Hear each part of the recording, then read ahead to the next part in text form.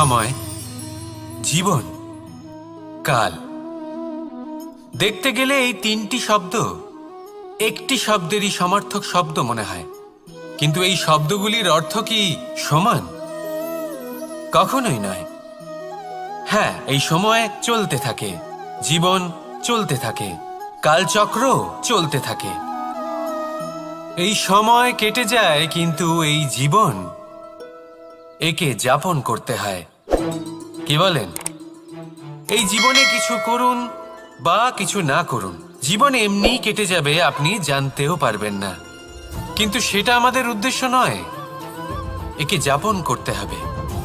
এই জীবনে প্রেরণা পেতে শিখুন, প্রেরণা দিতে শিখুন, আহ্বান গ্রহণ করতে শিখুন, আহ্বান জানাতে শিখুন, মহান কাজ করতে শিখুন, ধন্যাত্মক বোধ জাগিয়ে তুলুন।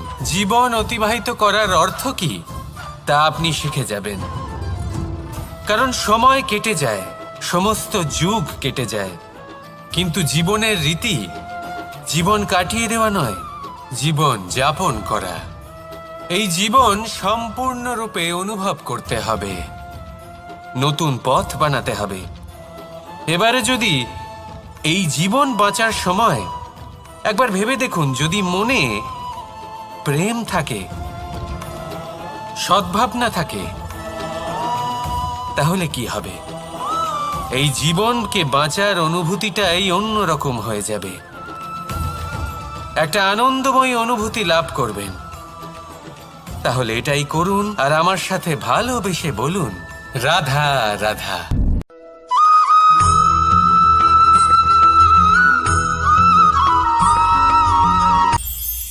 এটা হলো ধান গাছ। এর থেকে যে চাল উৎপন্ন হয় তা মানুষ গ্রহণ করেন। আর এটা কি? এ হলো জংলি ঘাস। একবার ভেবে দেখুন, যদি এই জংলি ঘাস ধান গাছের আশেপাশে থাকে তাহলে কি হবে? ধান উৎপন্ন হতে পারবে? তা উৎকৃষ্ট হতে পারবে? আমরা কি তা গ্রহণ করতে পারবো? কখনোই নয়। এই জংলি ঘাস ধানকে নষ্ট করে দেবে, কিন্তু নিজে জীবিত থাকবে। এটাই হলো আজকের শিক্ষা। এই সংসারে যদি আপনি নীতির পথে চলতে চান, উচিত কর্ম করতে চান, সংসারকে সেবা করতে চান, তাহলে জংলি ঘাসের মতো ব্যক্তিদের থেকে সবসময় দূরে থাকতে হবে। সেই ব্যক্তি যারা দুর্নীতি এবং মিথ্যা দ্বারা পরিপূর্ণ, যাদের ব্যবহার অশুভ, যাদের অনেক অশুভ গুণ রয়েছে, তারা সঠিক নয়। সেই সকল ব্যক্তি যাদের চরিত্র অত্যন্ত দুষ্ট হয়, তারা হয় শুভ চরিত্রের ব্যক্তিকে একদম নষ্ট করে দেয়, নয় নিজের মতো বানিয়ে তোলে। তাই যদি আপনি নীতির পথে চলতে চান, এই সংসারের জন্য শুভ কর্ম করতে চান, তাহলে সেই সঙ্গ লাভ করুন যে সঙ্গ জ্ঞানে পরিপূর্ণ, যাদের মধ্যে অনেক গুণ আছে, যাদের থেকে প্রতিদিন কিছু শিখতে পারবেন। এমন ব্যক্তির সাথে জীবন অতিবাহিত করুন, দুরাচারীদের থেকে দূরে থাকুন। তবেই এই মন প্রসন্ন হয়ে বলবে, রাধা রাধা।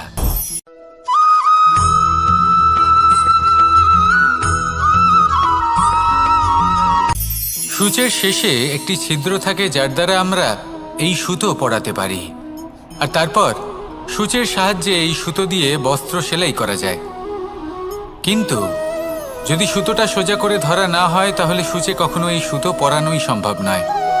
যদি এতে কোনো গিঁট পড়ে, তখন তা কখনোই এই ছিদ্র দ্বারা প্রবেশ করা সম্ভব নয়। ঠিক এইভাবেই যদি আপনি কারোর জীবনে প্রবেশ করতে চান, কারোর অন্তরে প্রবেশ করতে চান, তাহলে আপনাকেও সহজ থাকতে হবে।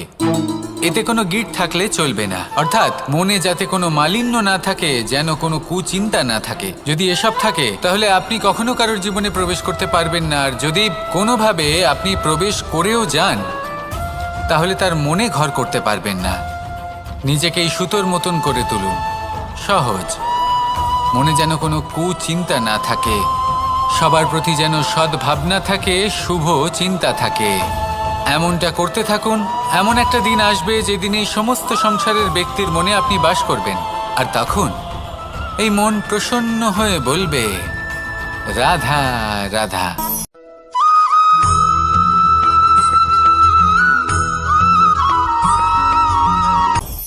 আপনি কখনো পর্বতের শিখরে উঠেছেন?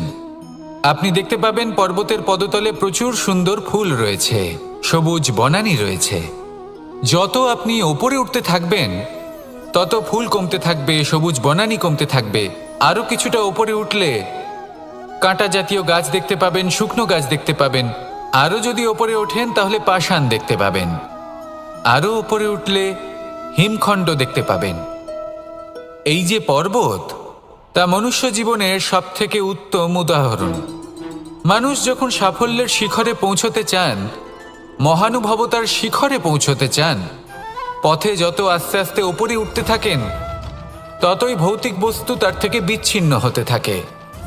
যদি তিনি সেই ভৌতিক বস্তুগুলি ত্যাগ না করতে পারেন তাহলে কখনোই সেই স্থানে পৌঁছতে পারবেন না। আর মানুষ যদি উচিত ত্যাগ করতে পারেন, পথে অগ্রসর হতে থাকেন, এগোতে থাকেন, তাহলে একদিন না একদিন তিনি মহানুভবতার, জ্ঞানের, সাফল্যের হিমের স্বাদ অবশ্যই লাভ করবেন। মনে রাখবেন, মানব জীবনে ত্যাগ হলো অত্যন্ত গুরুত্বপূর্ণ অংশ। আসুন আমার সাথে ভালোবেসে বলুন, রাধা রাধা।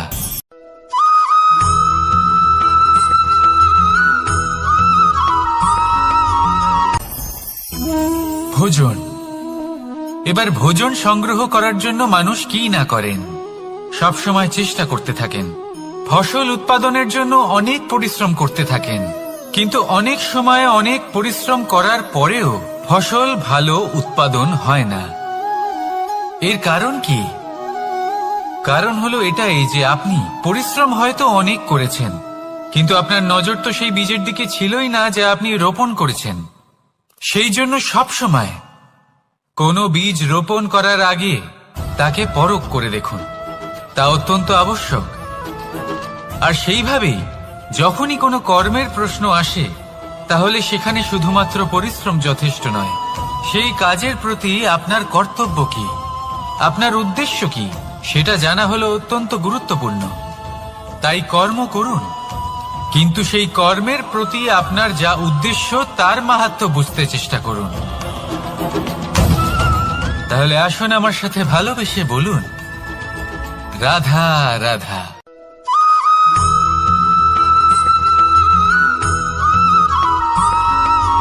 বসন্ত ঋতু, এই সময় মন আনন্দে ভরে থাকে। এমন মনে হয় যেন আমরা আকাশে বিচরণ করতে চলে যাই, কিন্তু সেটা তো সম্ভব নয়। সেই জন্য হয়তো আমরা ঘুড়ি ওড়াই, এই ঘুড়িকে নিজেদের প্রতিরূপ মনে করে। এবার অনেক মানুষ আছেন যারা ঘুড়ি ওড়ান, কিন্তু এই কর্মের সারমর্ম কি সেটা কজন বুঝতে পারেন? আপনি এটা মনে করুন যে আপনি হলেন সেই ঘুড়ি, আর এই সুতো যিনি ধরে রয়েছেন তিনি হলেন পরমাত্মা। আর এই সুতো যেখান থেকে শুরু হয়, সেই লাটাই হলো আমাদের কর্মচক্র। এবার আপনি নিজেই অনুমান করুন যে এই উড়ান কার ওপর নির্ভরশীল, পরমাত্মার ওপর আর আপনার কর্মের ওপর। যদি পরমাত্মা আপনার হাত ধরে থাকেন, আপনার সাথে থাকেন, যদি আপনি শুভ কর্ম করতে থাকেন, আপনি এই আকাশে উড়তে থাকবেন। কিন্তু কোথাও কোথাও যদি পরমাত্মার সাথে এই বন্ধন ছিন্ন হয়, আপনার কর্মচক্র খারাপ হয়ে যায় বা থেমে যায়, তাহলে আপনার এই ঘুড়ি কেটে যাবে আর দূরে কোনো গাছের ডালে গিয়ে আটকে যাবে। তাই শুধুমাত্র ঘুড়ি ওড়াবেন না, তার থেকে শিখুন, পরমাত্মার সাহচর্যে থাকুন, সবসময় শুভ কর্ম করতে থাকুন আর সবসময় এই আকাশে উড়তে থাকুন। আসুন আর আমার সাথে ভালোবেসে বলুন, রাধা রাধা।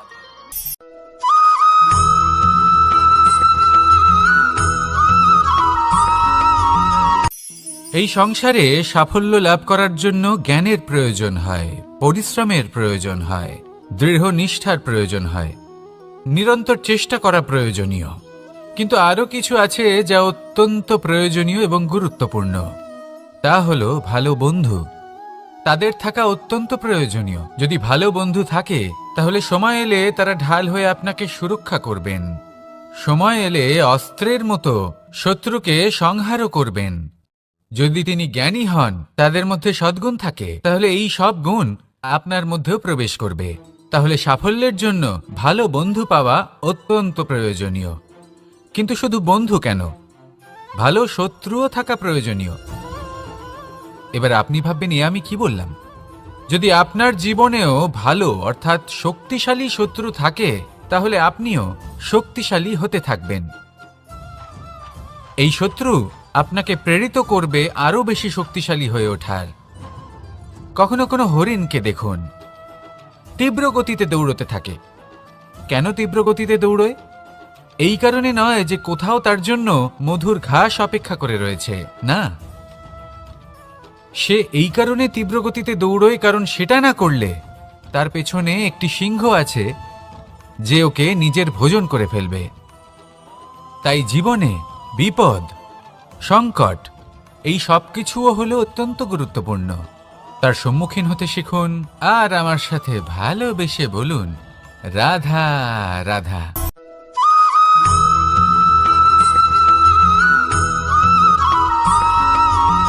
ভালো, শুধু ওনাদের কঠোর ব্যবহার দেখলে আমরা একটু ভয় পেয়ে যাই। এবার ওনাদের এই কঠোর ব্যবহার আমাদের ভালো না লাগলেও অত্যন্ত আবশ্যক, কারণ মাতার থেকে আমরা যে শক্তি লাভ করি তা যেন নিয়ন্ত্রণ হারিয়ে বিধ্বংসী না হয়ে ওঠে। আমরা যেন কোনো কুপথে না চলে যাই, আমরা কখনো যেন দোষ না করে ফেলি। শুধু সেই জন্য পিতা এবং গুরু একটু কঠোর হয়ে ওঠেন, এবং ওনাদের এই কঠোর আচরণ ভবিষ্যতে গিয়ে আমরা অবশ্যই বুঝতে পারি। জীবনে কিছু বছর আমরা এগিয়ে যাই আর তারপর আমরা বুঝতে পারি যে বাবা এবং গুরু আমাদের যথেষ্ট ভালোবাসতেন, কিন্তু ওনাদের ভালোবাসার বহিঃপ্রকাশ আলাদা। প্রয়োজনীয় হলো এটা দেখার, এটা বোঝার যে শুরু থেকে আমাদের প্রতি ওনাদের আচরণ কেমন ছিল। ওনাদের কঠোর হওয়ার পেছনে ওনাদের ভালোবাসাটা বোঝার চেষ্টা করুন, ওনাদের চিন্তাটা বোঝার চেষ্টা করুন, ওনাদের পথপ্রদর্শনের আড়ালে আপনার ভবিষ্যতের জন্য যে পরিকল্পনা ওনারা করেছেন সেটা বোঝার চেষ্টা করুন। তখন আপনারা বুঝতে পারবেন ওনাদের ভালোবাসাকে। আপনার মনের মধ্যে আপনা থেকেই ওনাদের প্রতি সম্মান জেগে উঠবে। নিজের পিতা এবং নিজের গুরু এই দুজনের প্রতি কৃতজ্ঞতা প্রকাশ করুন আর আমার সাথে ভালোবেসে বলুন, রাধা রাধা।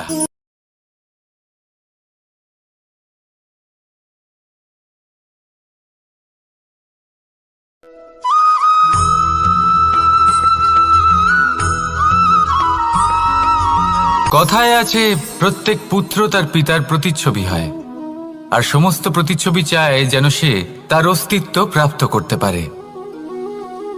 পুত্র চায় সে যেন তার পিতার মতো হয়, বা কখনো কখনো তার থেকেও শ্রেষ্ঠ হয়। সেটা কোনো অনুচিত ব্যাপার নয়। অনুচিত তখন হয় যখন পুত্র নিজের পিতার মতো হবার স্বপ্ন পূরণ করতে গিয়ে বা তার থেকেও শ্রেষ্ঠ হওয়ার স্বপ্ন পূরণে অনুচিত পথের আশ্রয় নেয়।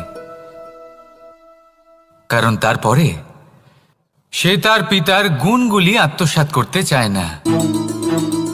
সে শুধুই এটা চায় যে সংসারের চোখে যেন আমি শ্রেষ্ঠ প্রমাণিত হই। এটা অনুচিত।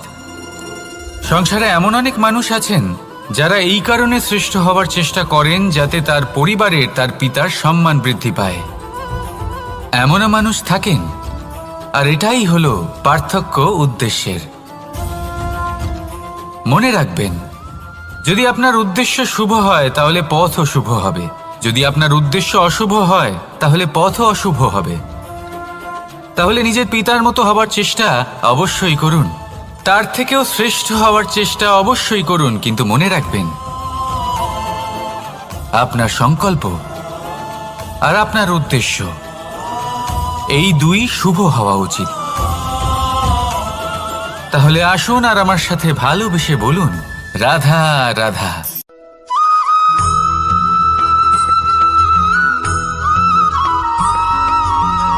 আপনি কখনো কোনো বাজকে নিজের বাসা বানাতে দেখেছেন? এই বাজ যখনই কোনো বাসা বানায় তখন উঁচু গাছের ডালে বা কোনো পর্বতের শিখরে বাসা বানায়, অনেক উচ্চতায়, আর সেখানে তার সন্তানও জন্মগ্রহণ করে।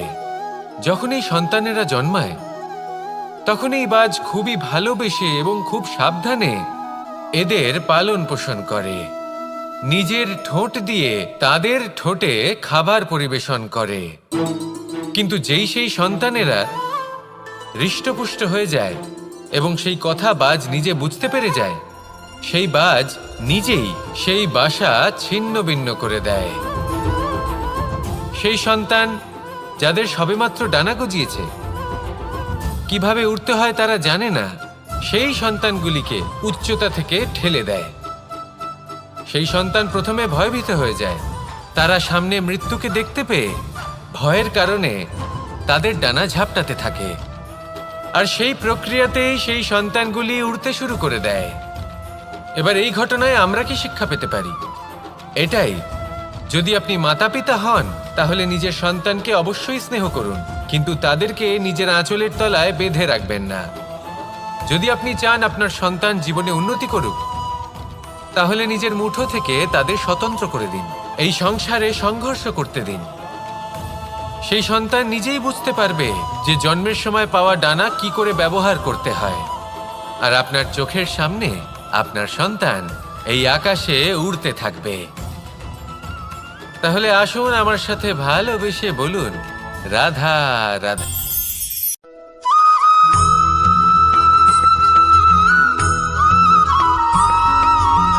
এই সংসারে সব থেকে বড় ব্যক্তি কে?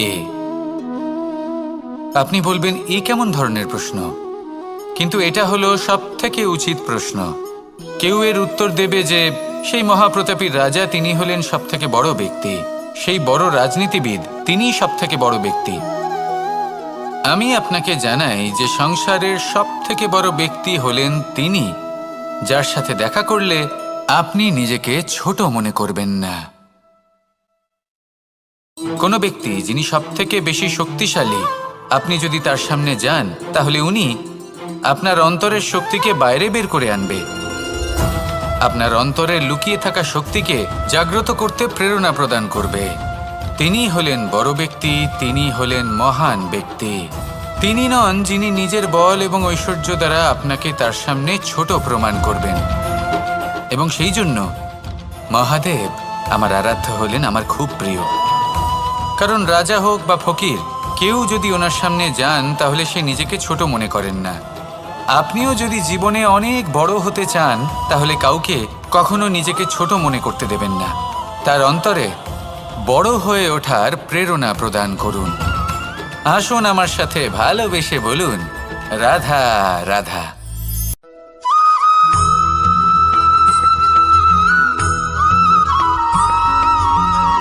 পুরুষার্থ। শাস্ত্রে 4 ধরনের পুরুষার্থের কথা বলা হয়েছে। প্রথম হলো ধর্ম। আপনি কি জানেন এই ধর্ম আসলে কি? আপনার কি মনে হয় ধর্ম আসলে কি? কোনো বিশেষ ঈশ্বরকে মানাই কি ধর্ম বলা হয়? নাকি কোনো বিশেষ রীতি পালন করাই হলো ধর্ম? নাকি কোনো বিশেষ সাহিত্যকে সর্বশ্রেষ্ঠ মনে করাই হলো ধর্ম? না, ধর্ম হলো সেটা যাকে ধারণ করা যেতে পারে। আর ধারণ শুধু সেটাই করা যায় যা পবিত্র। পবিত্র শুধু তাকেই বলা হয় যা নিঃস্বার্থ, যার মধ্যে শাসন করার কোনো ইচ্ছে নেই, যা সরলভাবেই প্রবাহমান, জল এবং বায়ুর মতো। যখন কোনো ব্যক্তি ধর্মকে ধারণ করেন এবং সেই ধর্ম সেই ব্যক্তিকে রক্ষা করে, তখন তাকে ধর্ম বলা হয়। ধর্ম যা রক্ষা করে অহংকার থেকে, খারাপ চিন্তার হাত থেকে। সেই জন্য পুরুষার্থ গড়ে তোলার আগে, ধর্ম পালন করার আগে ধর্মের প্রকৃত অর্থ কি সেটা বুঝে নিন। এটা জেনে রাখুন যে সমস্ত ধর্মের আধার, সমস্ত ধর্মের ভিত শুধুমাত্র ভালোবাসা। আসুন আর এই ভালোবাসার সাথেই বলুন, রাধা রাধা।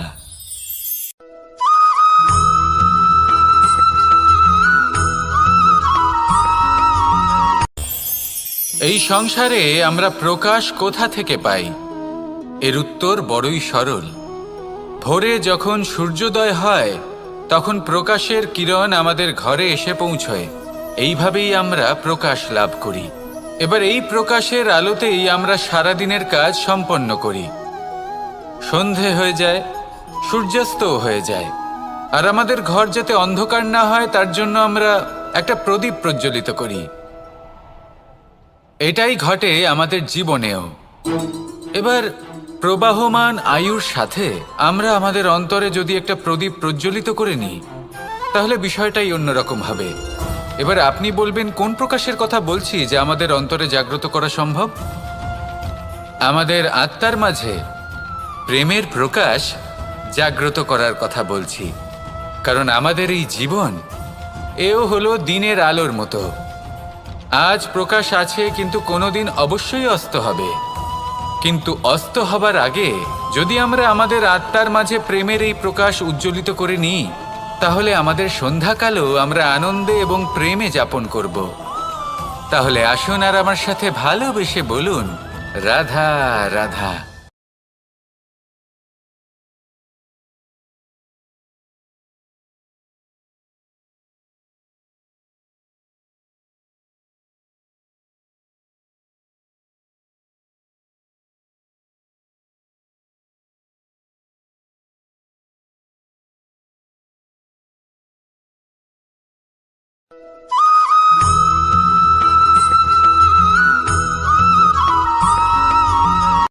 সংসারে আমাদের জীবনে যখন কোনো সুখ বা দুঃখ আসে, তার জন্য আমরা কাউকে না কাউকে অবশ্যই দায়ী করে থাকি, তাই না?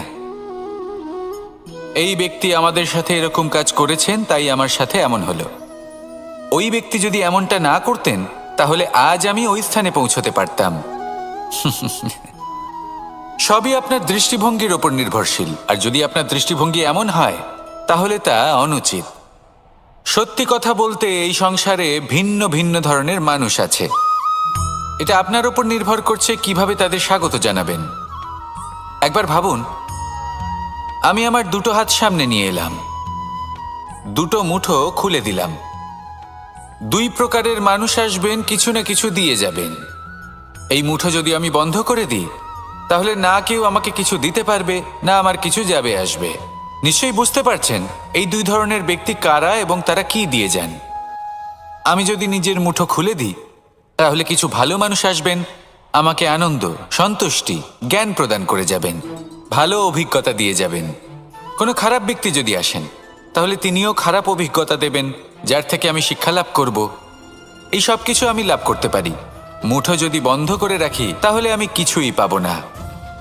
দেখুন, এই সংসারে প্রত্যেকের জীবনে এইরকম। প্রত্যেকের জীবনে সবকিছুই আছে, ভালো খারাপ দুই মানুষই আছে। ভালো অভিজ্ঞতা আছে, খারাপ অভিজ্ঞতা আছে। নির্ভর করছে আপনার ওপর যে আপনি কি করবেন। এনাদের স্বাগত কিভাবে জানাবেন, কার থেকে কি বুঝবেন, কি শিখতে পারবেন, আর কোন দৃষ্টিভঙ্গি নিয়ে অগ্রসর হবেন। এটাই নির্ধারণ করবে যে আপনার জীবন কেমন হবে। আসুন আমার সাথে ভালোবেসে বলুন, রাধা রাধা।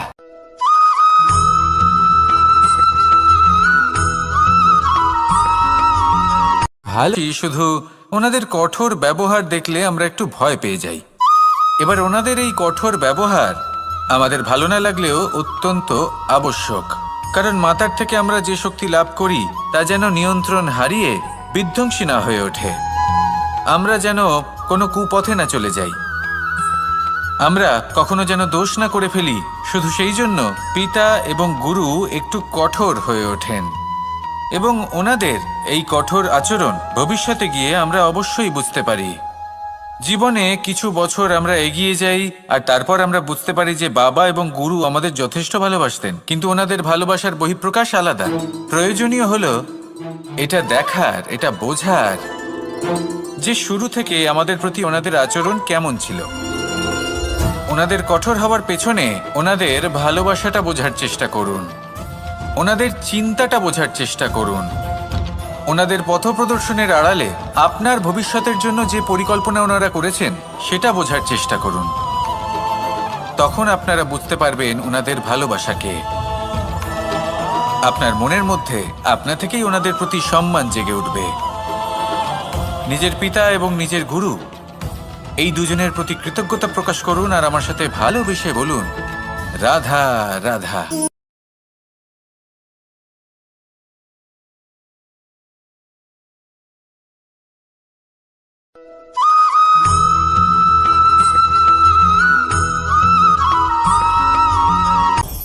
আপনি কখনো পর্বতের শিখরে উঠেছেন? আপনি দেখতে পাবেন পর্বতের পদতলে প্রচুর সুন্দর ফুল রয়েছে, সবুজ বনানী রয়েছে। যত আপনি ওপরে উঠতে থাকবেন তত ফুল কমতে থাকবে, সবুজ বনানী কমতে থাকবে। আরও কিছুটা ওপরে উঠলে কাঁটা জাতীয় গাছ দেখতে পাবেন, শুকনো গাছ দেখতে পাবেন। আরও যদি ওপরে ওঠেন তাহলে পাষাণ দেখতে পাবেন। আরও ওপরে উঠলে হিমখণ্ড দেখতে পাবেন। এই যে পর্বত, তা মনুষ্য জীবনের সবথেকে উত্তম উদাহরণ। মানুষ যখন সাফল্যের শিখরে পৌঁছতে চান, মহানুভবতার শিখরে পৌঁছতে চান, পথে যত আস্তে আস্তে উপরে উঠতে থাকেন ততই ভৌতিক বস্তু তার থেকে বিচ্ছিন্ন হতে থাকে। যদি তিনি সেই ভৌতিক বস্তুগুলি ত্যাগ না করতে পারেন তাহলে কখনোই সেই স্থানে পৌঁছতে পারবেন না। আর মানুষ যদি উচিত ত্যাগ করতে পারেন, পথে অগ্রসর হতে থাকেন, এগোতে থাকেন, তাহলে একদিন না একদিন তিনি মহানুভবতার, জ্ঞানের, সাফল্যের হিমের স্বাদ অবশ্যই লাভ করবেন। মনে রাখবেন, মানব জীবনে ত্যাগ হলো অত্যন্ত গুরুত্বপূর্ণ অংশ। আসুন আমার সাথে ভালোবেসে বলুন, রাধা রাধা।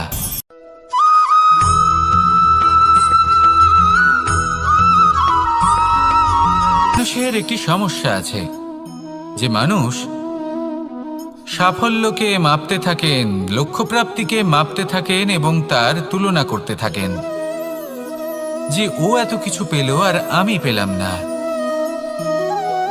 ওর কাছে এত কিছু আছে কিন্তু আমার কাছে নেই। এই তুলনা করার জন্য ওনারা দুঃখী হয়ে পড়েন, নিরাশ হয়ে পড়েন। তাই আমি একটা প্রশ্ন করছি যে এটা কি উচিত? এই সংসারে আপনি কি নিয়ে তুলনা করবেন, যেখানে সূর্যদেব, চন্দ্রমা দুজনেই আছেন, দুজনেই হলেন বিশেষ, দুজনেই নিজ নিজ সময়ে উদিত হন। এদের মধ্যে একজন না থাকলে তাহলে আমাদের জীবন কঠিন হয়ে পড়বে। ঠিক সেইভাবেই আপনি যদি একটা বড় রেখা অঙ্কন করেন তাহলে অন্য রেখাটি ছোট হয়ে পড়ে না, সে তেমনই থাকে যেমনটা সে ছিল। আপনার অস্তিত্ব কখনো ছোট বা বড় হতে পারে না। শুধু তুলনা করার জন্য আপনার এটা মনে হতে পারে। যদি আপনি যুদ্ধ করতে চান, আপনার তলোয়ারের প্রয়োজন পড়বে। যদি বস্ত্র তৈরি করতে চান, এত বড় তলোয়ার দিয়ে কিছুই হবে না, তখন প্রয়োজন পড়বে একটা ছোট্ট সূচের।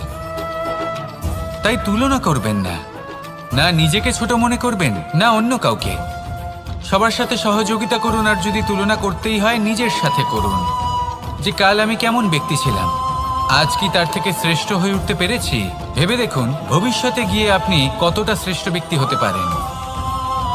আসুন আমার সাথে ভালোবেসে বলুন, রাধা রাধা।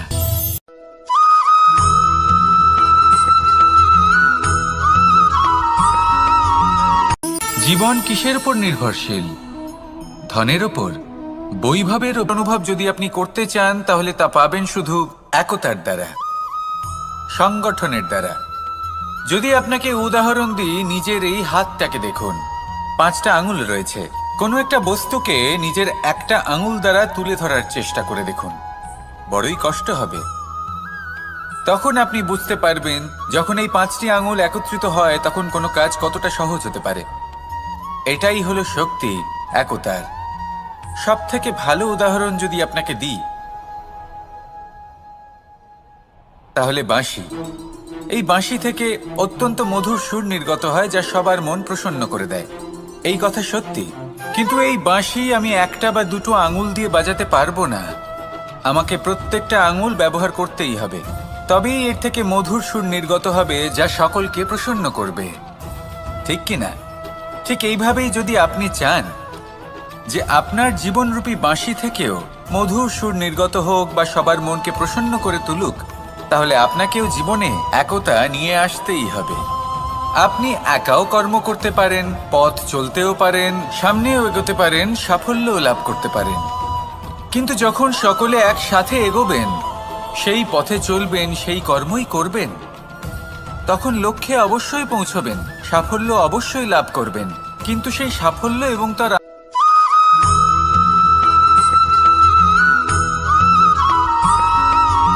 কখনো কখনো আমরা ভাবি যে কোনো ব্যক্তি যিনি ধর্মের পথে চলেছেন, যদি তার দ্বারা কোনো ভুল হয়ে থাকে তাহলে নিয়তি তাকে সেই মুহূর্তেই কঠোর শাস্তি দেন। কিন্তু সেই সব মানুষ যারা সংসারের সবথেকে বড় অধর্মী, বহু নিকৃষ্ট মানের কাজ করেন, তাদের নিয়তি অনেক সুযোগ দেন। তাদের নিয়তি এরকম কঠোর প্রহার করেন না। এই ভাবনা কখনো না কখনো মনে আসেই। ভেবে দেখুন কেন? আসলে জীবনকে বেশিরভাগ মানুষ একভাবেই দেখে থাকেন, বিভিন্ন স্তরে একে দেখা উচিত। এবার আপনি বলুন, এই সংসারে কোনো অধর্মী কখনো প্রেরণার উৎস হতে পারেন? কখনোই নয়। যে মানুষ নিজের আত্মাকে মলিন করে ফেলেছেন, তিনি এই সংসারকে কিভাবে প্রেরণা যোগাবেন? উনি নিজেই বুঝতে পারেন না কোনটা করা উচিত, ধর্ম কোনটা। তাই নিয়তি তাকে একটা সুযোগ দেন, এটা বোঝার সুযোগ দেন যে কোনটা উচিত, কোনটা ধর্ম। সুযোগ দেন নিজের বিবেক জাগিয়ে তোলার, তাকে সুযোগ দেন নিজের অন্তরাত্মার ডাক শোনার। যখন তাতেও কাজ হয় না, তখন নিয়তির কাছে একটাই পথ বাকি থাকে, আর তা হল মহাবিনাশ। মহাবিনাশ হয়তো দেরিতেই আসতে পারে, কিন্তু তা অবশ্যই আসবে। আর যখন মহাবিনাশ আসে, তখন মহাবিনাশের যন্ত্রণা সমগ্র মানব জীবনের যন্ত্রণার থেকে অনেক বেশি হয়। এই কথাটা সবসময় মনে রাখবেন। আর অন্যদিকে যে মানুষ ধর্মের পথে চলছেন, তার দ্বারা যদি কোনো ভুল হয়ে থাকে, তখন নিয়তি তার পরীক্ষা নেন। কিছুক্ষণের জন্য মানুষের মনে হতে পারে নিয়তি তাকে কঠোর শাস্তি দিয়েছেন।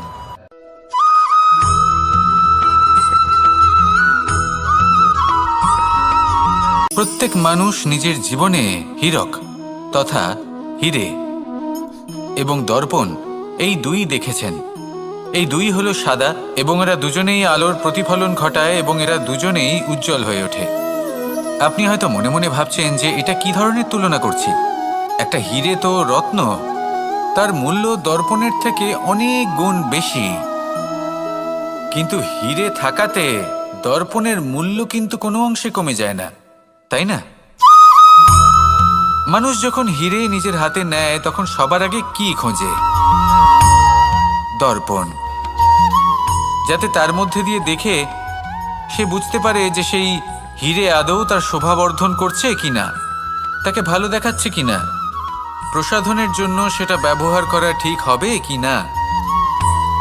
অর্থাৎ হীরের উপস্থিতিতে দর্পণের গুরুত্ব কম হলো না, দর্পণের কারণে হীরের মূল্য বোঝা গেল। আমাদের জীবনেও ঠিক এরকমই ঘটে। আপনারা যদি সংসারে নিজের আশেপাশে দেখেন, এমন অনেক মানুষ দেখতে পাবেন যারা নিজেদের ক্ষেত্রে মহান স্থানে পৌঁছেছেন, নিপুণ এবং ছোট মনে করবেন না। আসুন আর আমার সাথে ভালোবেসে বলুন, রাধা রাধা।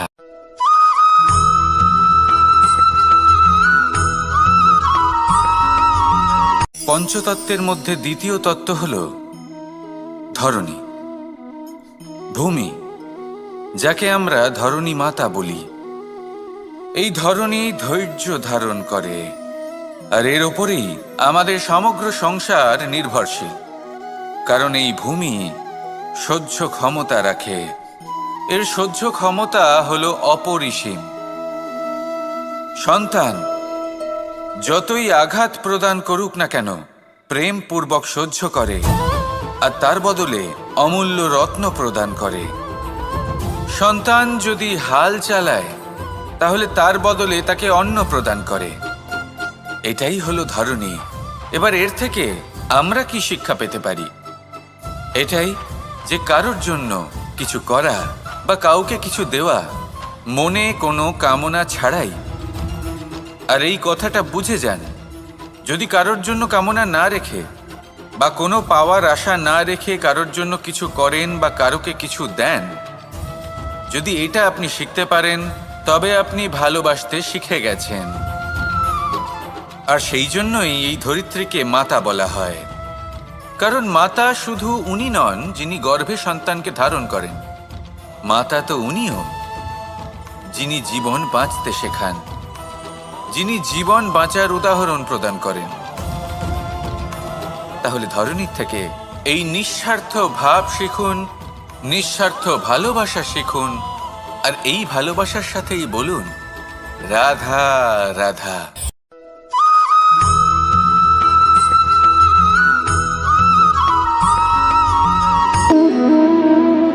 সম্পর্ক হলো আমাদের জীবনের একটি আধার।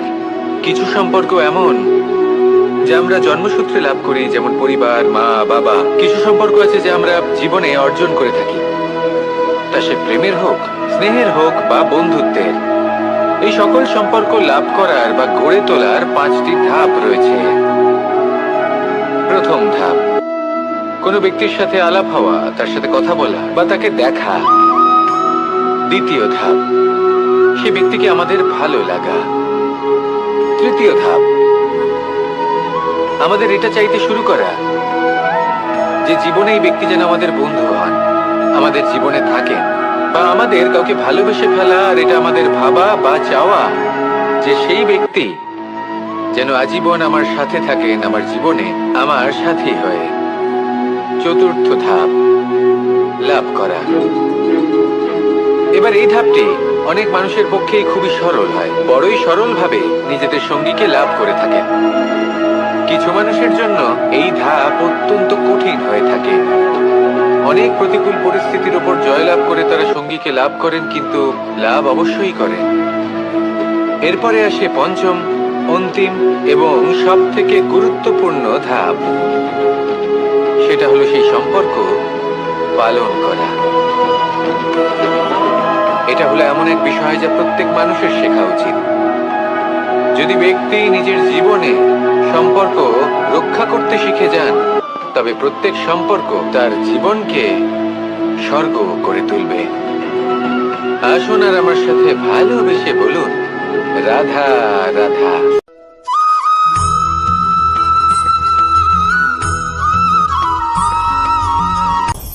আপনি কখনো পর্বতের শিখরে উঠেছেন?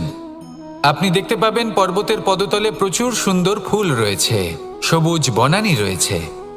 যত আপনি ওপরে উঠতে থাকবেন তত ফুল কমতে থাকবে, সবুজ বনানী কমতে থাকবে।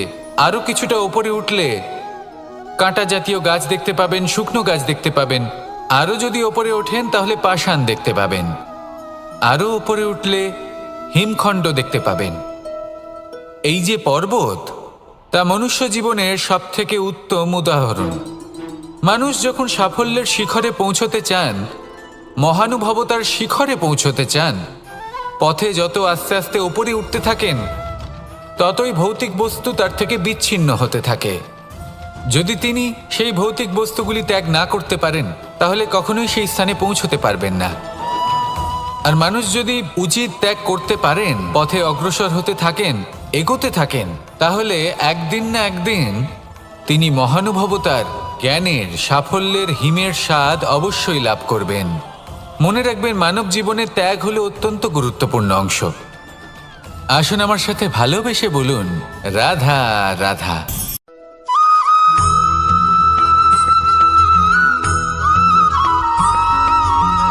মানুষের মানসিকতা এমন হয় যে সে যতটা করে আশা করে যে তার থেকে অনেক বেশি তার বদলে সে পাবে। দেখুন, সবকিছুই আপনার ভাবনা চিন্তার উপর নির্ভর করছে। আপনি যদি ফলের বিষয়ে ভেবে কর্ম করতে থাকেন, তাহলে সেটা অনুচিত। জীবনের আসল আনন্দ হলো নিজের কর্ম করতে থাকা, ফলের চিন্তা করা উচিত নয়। যদি আপনি এরকম ভাবেন যে আমি এতটা করছি, আমার এতটা পাওয়া উচিত, সেই ভাবনা অনুচিত। যদি আপনি সেবার মানসিকতা নিয়ে কর্ম করতে থাকেন, কর্মচক্রে প্রবাহিত হন, যদি আপনি এমন ভাবনা রাখেন যে আমি এতটা পাচ্ছি, তাই এর থেকে অনেক বেশি আমি কর্ম করব, তাহলে নিশ্চিতরূপে আপনি যতটা করছেন তার থেকে অনেক বেশি আপনি পাবেন। আপনার আশার থেকে অনেক বেশি আপনি পাবেন। শুধু জীবনে অনেক বেশি কাজ করতে থাকুন, ফলের চিন্তা করবেন না। আর মনে রাখবেন, এই ভাবনাই সব থেকে বড় বীজ। কর্মের উপর বিশ্বাস রাখুন, জীবনে যা যা আপনি চান সবই সুখময় হবে। আসুন আর আমার সাথে ভালোবেসে বলুন, রাধা রাধা।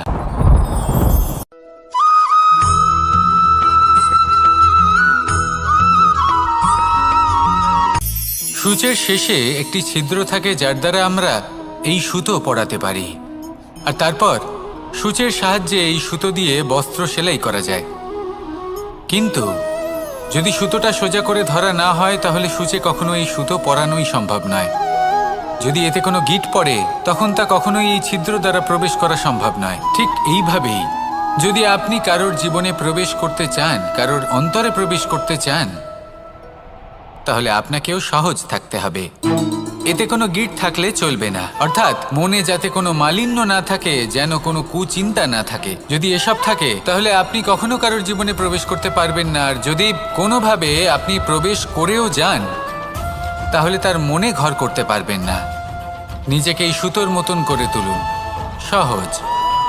মনে যেন কোনো কুচিন্তা না থাকে, সবার প্রতি যেন সদ্ভাবনা থাকে, শুভ চিন্তা থাকে। এমনটা করতে থাকুন। এমন একটা দিন আসবে যেদিন এই সমস্ত সংসারের ব্যক্তির মনে আপনি বাস করবেন, আর তখন এই মন প্রসন্ন হয়ে বলবে, রাধা রাধা।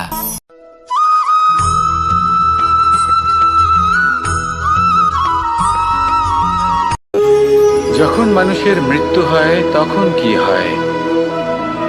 অনেক সংখ্যক মানুষ শোক পালন করতে চলে আসেন।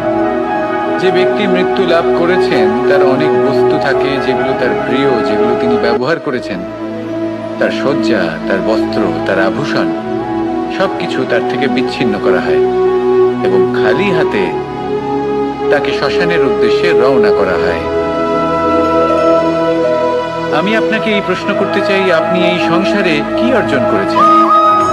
ধন সম্পত্তি, বস্ত্র, আভূষণ, এই সব কিছু যে আপনি অর্জন করেছেন, আপনার মৃত্যুর পরে তা আপনার থেকে দূর হয়ে যাবে। এর উত্তর হলো একটাই, আপনার কর্ম। শুধু সেটাই আছে যা একান্ত আপনার, আর শুধু সেটাই এই সংসার থেকে চলে যাওয়ার পরেও সংসারেই জীবিত থাকবে। যদি আপনি দুষ্কর্ম করেন তাহলে এই সংসার আপনাকে একটি অনুচিত উদাহরণ হিসেবে মনে রাখবে যে এই ব্যক্তি খুব পাপী ছিল, অনুচিত কর্ম করতেন। যে পথে তিনি চলেছেন সেই পথে কারোর চলা উচিত নয়। সেখানেই যদি আপনি সৎকর্ম করেন তাহলে সংসার চিরকাল এটাই বলবে যে খুব ভালো মানুষ ছিলেন, সবাইকে ভালোবাসতেন, সবাইকে সাহায্য করতেন, আমার খুব প্রিয় মানুষ ছিলেন। এটাই হলো শ্রেষ্ঠ কর্ম।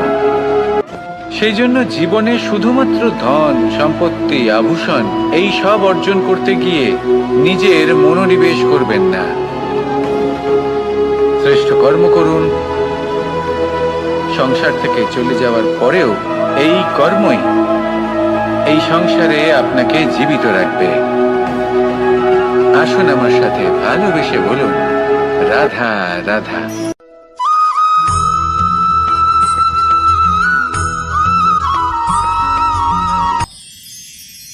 মানুষ তার জীবনে দুই ধরনের পরিস্থিতিকে খুব ভয় পায়।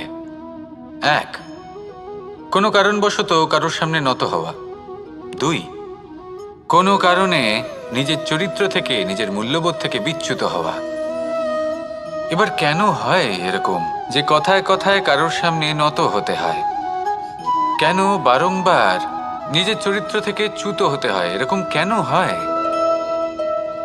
এটা তখনই হয় যখন আমাদের শিক্ষা এবং মূল্যবোধের অভাব থাকে। যদি মানুষের মধ্যে প্রকৃত শিক্ষা থাকে তাহলে এই সংসারে কোনো সময় এবং কারোর সামনেই নত হওয়ার কোনো প্রয়োজন নেই। যদি মানুষের মধ্যে মূল্যবোধ থাকে তাহলে তাকে নিজের মূল্যবোধ বা চরিত্র থেকে বিচ্যুত হতে হয় না, তা সে যাই হয়ে যাক না কেন। কোনো বালককে যদি জন্ম থেকেই সুশিক্ষার অধিকারী করা হয়, শিক্ষিত করা হয়, মূল্যবোধের অধিকারী করা হয়, তবে সে এই সংসারে এমন কর্ম করবে যাতে সে নিজেকে, নিজের পরিবারকে, সমগ্র সমাজকে গর্বিত করতে পারে। শিক্ষা লাভ করুন, মূল্যবোধ লাভ করুন এবং আমার সাথে ভালোবেসে বলুন, রাধা রাধা।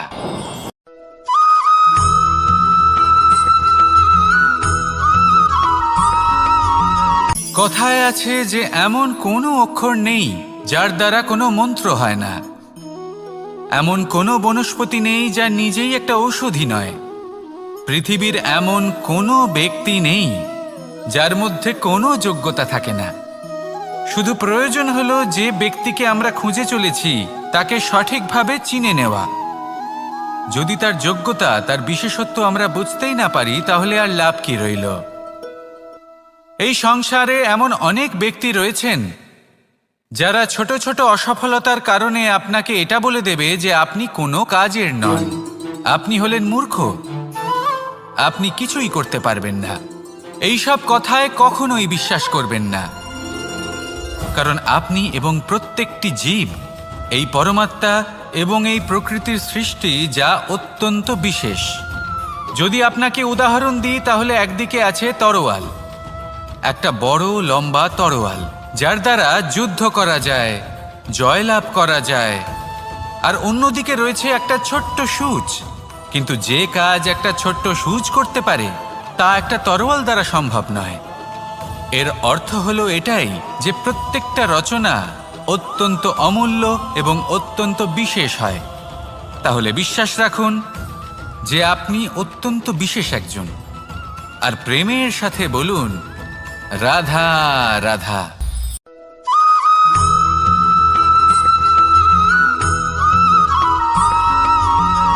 এই সংসারে কোনো বস্তু হোক বা ব্যক্তি হোক, তার একার গুরুত্ব কিন্তু খুব বেশি নয়। একটা উদাহরণ হিসেবে বৃষ্টির ফোঁটাকে ভেবে দেখুন। যদি একটি বৃষ্টির ফোঁটা হয় তাহলে তার খুব বেশি গুরুত্ব থাকে না, কিন্তু যখন সহস্র বৃষ্টির ফোঁটা মেঘের মধ্যে দিয়ে ঝরে পড়ে তখন সেটা বর্ষার রূপ ধারণ করে, সেই বর্ষা যা এই প্রকৃতিকে শান্ত করে।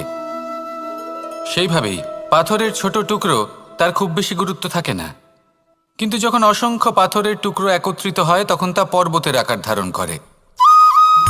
সেইভাবেই কিছু মানুষ যখন একত্রিত হন তখন তৈরি হয় পরিবার, কিছু পরিবার যখন একত্রিত হয় তখন তৈরি হয় সমাজ, যখন অনেক সংখ্যক সমাজ একত্রিত হয় তখন তৈরি হয় রাজ্য। এবার এই রাজ্যের সবথেকে গুরুত্বপূর্ণ ব্যক্তি হতে পারেন রাজা, কিন্তু তাও সেই রাজা একা কিছু করতে পারেন না। যুদ্ধ লড়ার সময় তারও নিজের সৈন্যদলকে প্রয়োজন পড়ে। কিন্তু এই সংসারে এমন একজন ব্যক্তি আছেন যিনি একাই সব কাজ করতে থাকেন, এবং সেই ব্যক্তি হলেন মা।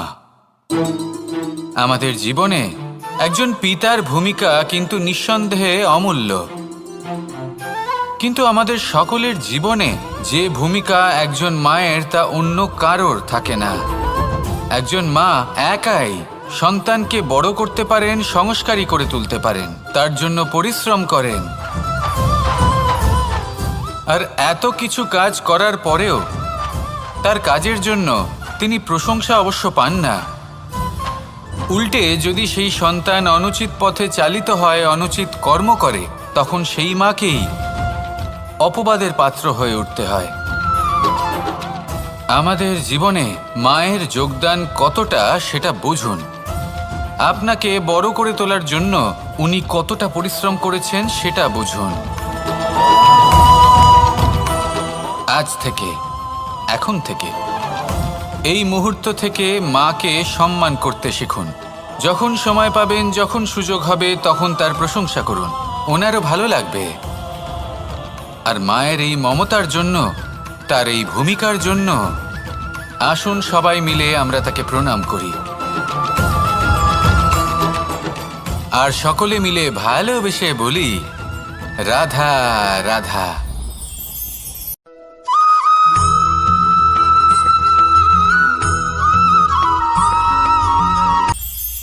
এটা হলো ধান গাছ। এর থেকে যে চাল উৎপন্ন হয় তা মানুষ গ্রহণ করেন। আর এটা কি? এ হলো জংলি ঘাস। একবার ভেবে দেখুন, যদি এই জংলি ঘাস ধান গাছের আশেপাশে থাকে তাহলে কি হবে? ধান উৎপন্ন হতে পারবে? তা উৎকৃষ্ট হতে পারবে? আমরা কি তা গ্রহণ করতে পারবো? কখনোই নয়। এই জংলি ঘাস ধানকে নষ্ট করে দেবে, কিন্তু নিজে জীবিত থাকবে। এটাই হলো আজকের শিক্ষা। এই সংসারে যদি আপনি নীতির পথে চলতে চান, উচিত কর্ম করতে চান, সংসারকে সেবা করতে চান, তাহলে জংলি ঘাসের মতো ব্যক্তিদের থেকে সবসময় দূরে থাকতে হবে। সেই ব্যক্তি যারা দুর্নীতি এবং মিথ্যা দ্বারা পরিপূর্ণ, যাদের ব্যবহার অশুভ, যাদের অনেক অশুভ গুণ রয়েছে, তারা সঠিক নয়। সেই সকল ব্যক্তি যাদের চরিত্র অত্যন্ত দুষ্ট হয়, তারা হয় শুভ চরিত্রের ব্যক্তিকে একদম নষ্ট করে দেয়, নয় নিজের মতো বানিয়ে তোলে। তাই যদি আপনি নীতির পথে চলতে চান, এই সংসারের জন্য শুভ কর্ম করতে চান, তাহলে সেই সঙ্গ লাভ করুন যে সঙ্গ জ্ঞানে পরিপূর্ণ, যাদের মধ্যে অনেক গুণ আছে, যাদের থেকে প্রতিদিন কিছু শিখতে পারবেন। এমন ব্যক্তির সাথে জীবন অতিবাহিত করুন, দুরাচারীদের থেকে দূরে থাকুন। তবেই এই মন প্রসন্ন হয়ে বলবে, রাধা রাধা।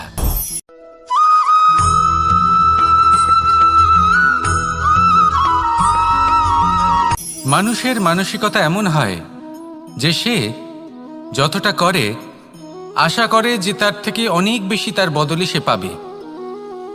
দেখুন, সবকিছুই আপনার ভাবনা চিন্তার উপর নির্ভর করছে। আপনি যদি ফলের বিষয়ে ভেবে কর্ম করতে থাকেন তাহলে সেটা অনুচিত। জীবনের আসল আনন্দ হলো নিজের কর্ম করতে থাকা, ফলের চিন্তা করা উচিত নয়।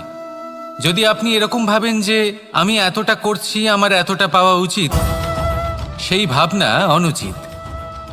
যদি আপনি সেবার মানসিকতা নিয়ে কর্ম করতে থাকেন, কর্মচক্রে প্রবাহিত হন, যদি আপনি এমন ভাবনা রাখেন যে আমি এতটা পাচ্ছি তাই এর থেকে অনেক বেশি আমি কর্ম করব, তাহলে নিশ্চিত রূপে আপনি যতটা করছেন তার থেকে অনেক বেশি আপনি পাবেন, আপনার আশার থেকে অনেক বেশি আপনি পাবেন। শুধু জীবনে অনেক বেশি কাজ করতে থাকুন, ফলের চিন্তা করবেন না। আর মনে রাখবেন, এই ভাবনাই সব থেকে বড় বীজ। কর্মের উপর বিশ্বাস রাখুন, জীবনে যা যা আপনি চান সবই সুখময় হবে। আসুন আর আমার সাথে ভালোবেসে বলুন, রাধা রাধা।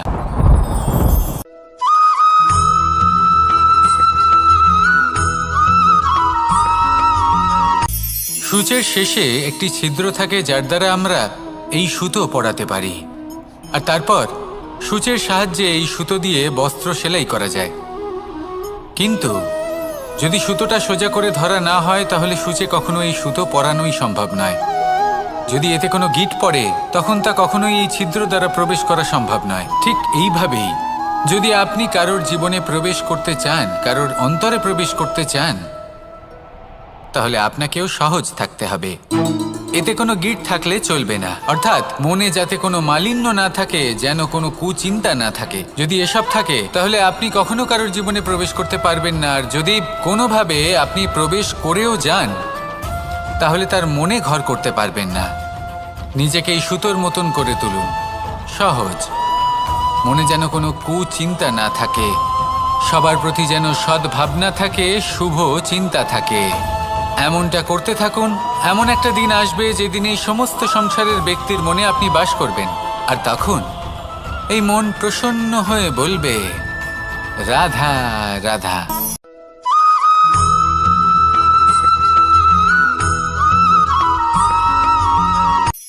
এই সংসারে সাফল্য লাভ করার জন্য জ্ঞানের প্রয়োজন হয়, পরিশ্রমের প্রয়োজন হয়, দৃঢ় নিষ্ঠার প্রয়োজন হয়, নিরন্তর চেষ্টা করা প্রয়োজনীয়। কিন্তু আরও কিছু আছে যা অত্যন্ত প্রয়োজনীয় এবং গুরুত্বপূর্ণ। তা হলো ভালো বন্ধু। তাদের থাকা অত্যন্ত প্রয়োজনীয়। যদি ভালো বন্ধু থাকে তাহলে সময় এলে তারা ঢাল হয়ে আপনাকে সুরক্ষা করবেন। সময় এলে অস্ত্রের মতো শত্রুকে সংহারও করবেন। যদি তিনি জ্ঞানী হন, তাদের মধ্যে সদ্গুণ থাকে, তাহলে এই সব গুণ আপনার মধ্যেও প্রবেশ করবে। তাহলে সাফল্যের জন্য ভালো বন্ধু পাওয়া অত্যন্ত প্রয়োজনীয়। কিন্তু শুধু বন্ধু কেন, ভালো শত্রুও থাকা প্রয়োজনীয়। এবার আপনি ভাববেন, এ আমি কি বললাম? যদি আপনার জীবনেও ভালো অর্থাৎ শক্তিশালী শত্রু থাকে তাহলে আপনিও শক্তিশালী হতে থাকবেন। এই শত্রু আপনাকে প্রেরিত করবে আরো বেশি শক্তিশালী হয়ে ওঠার। কখনো কোনো হরিণকে দেখুন, তীব্র গতিতে দৌড়তে থাকে। কেন তীব্র গতিতে দৌড়য়? এই কারণে নয় যে কোথাও তার জন্য মধুর ঘাস অপেক্ষা করে রয়েছে, না। সে এই কারণে তীব্র গতিতে দৌড়য় কারণ সেটা না করলে তার পেছনে একটি সিংহ আছে যে ওকে নিজের ভোজন করে ফেলবে। তাই জীবনে বিপদ, সংকট, এই সব কিছুও হলো অত্যন্ত গুরুত্বপূর্ণ। তার সম্মুখীন হতে শিখুন আর আমার সাথে ভালোবেসে বলুন, রাধা রাধা।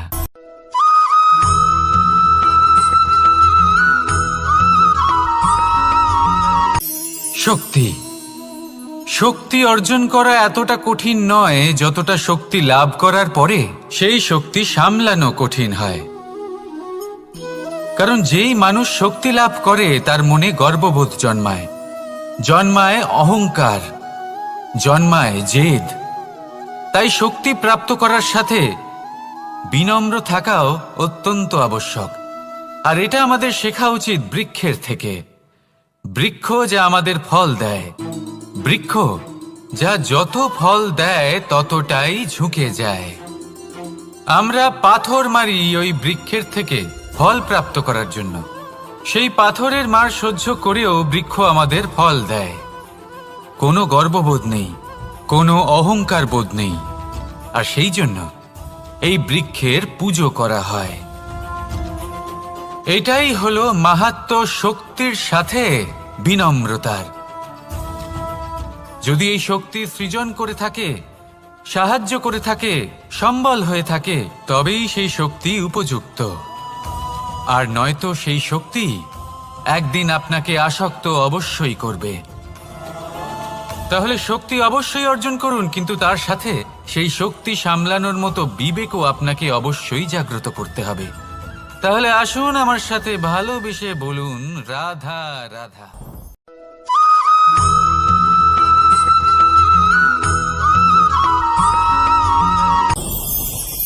ভয়ের সাথে আমরা সবাই পরিচিত, কষ্টও আমরা সবাই পেয়েছি। কখনো কখনো আমরা অসুস্থ হয়ে পড়ি, আর এমন সময় হলে মাতার মমতা, কখনো বাবার স্নেহ, কখনো বন্ধুদের পাশে থাকার অনুভূতি আমাদের রোগ নিরাময়ে সাহায্য করে।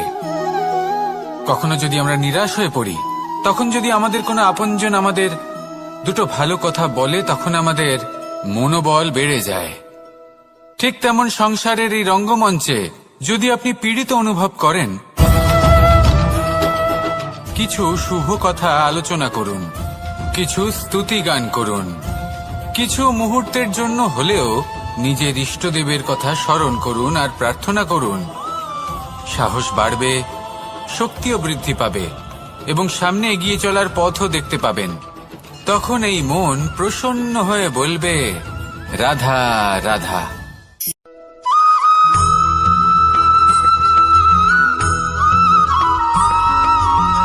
এই সংসারের সবথেকে গুরুত্বপূর্ণ তত্ত্ব কোনটা? প্রথম হলো সময়।